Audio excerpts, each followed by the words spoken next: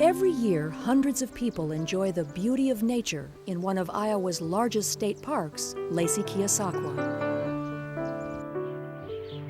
And while these woods cradle many hidden surprises,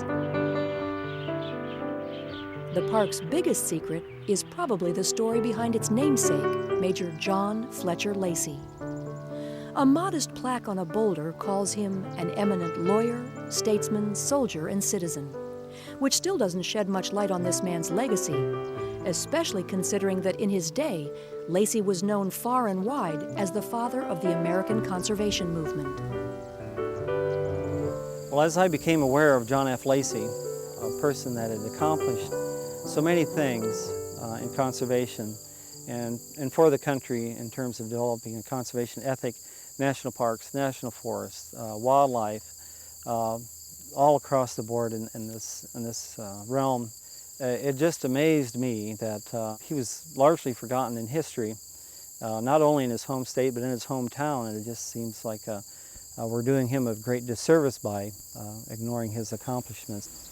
Perry Thostenson is a Mahaska County conservationist who's responsible for the resurgence of interest in Lacey. Both Perry and Gerald Schneff, founder of Iowa's Natural Heritage Foundation, are touting this Iowan's achievements.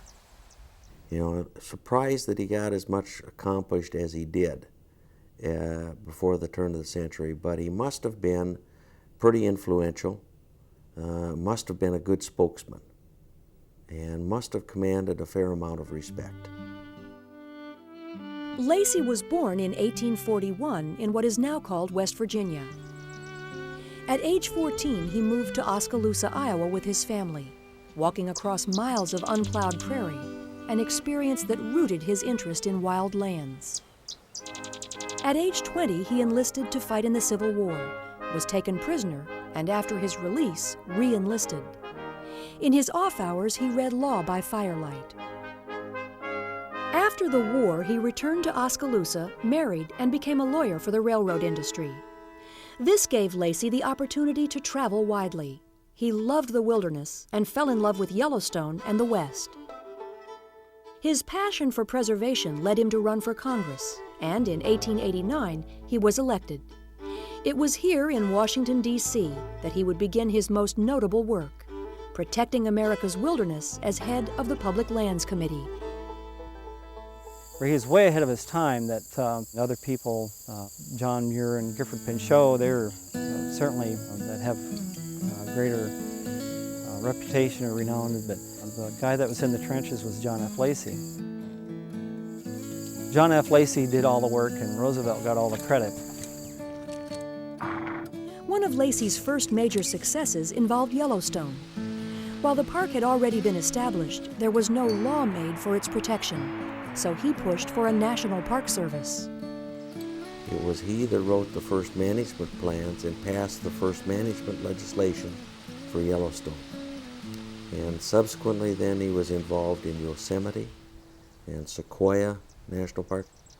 As the 19th century turned into the 20th, John F. Lacey was going against the tide. Americans were still bent on destruction of wilderness in the name of progress. Lacey had watched the forests of southern Iowa vanish, and this added to his growing concern.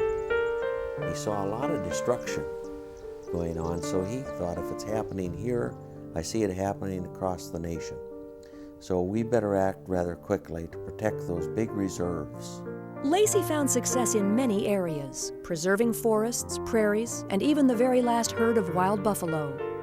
But perhaps his finest hour was the passage of the first major U.S. wildlife protection law, the Lacey Byrd Act of 1900.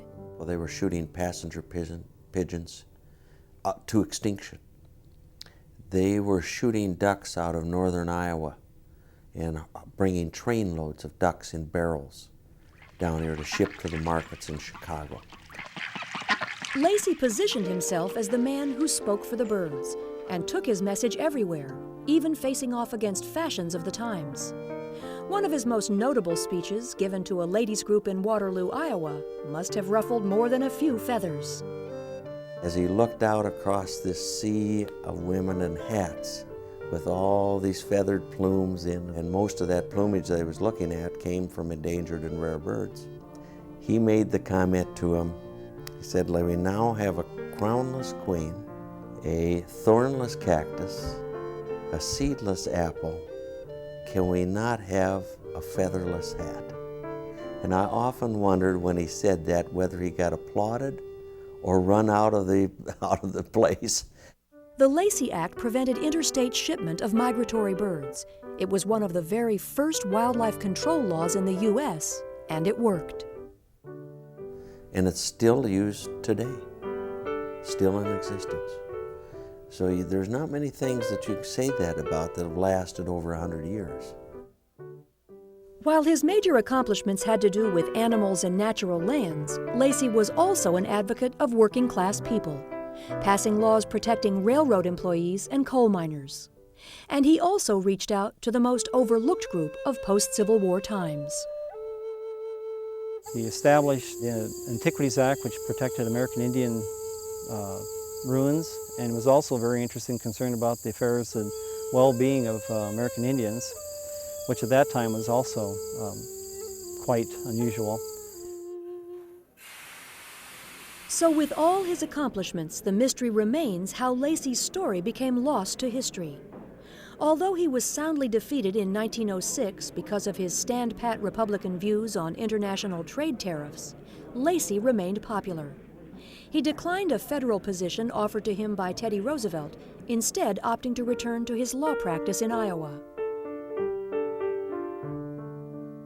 John F. Lacey died in 1913 at the age of 72.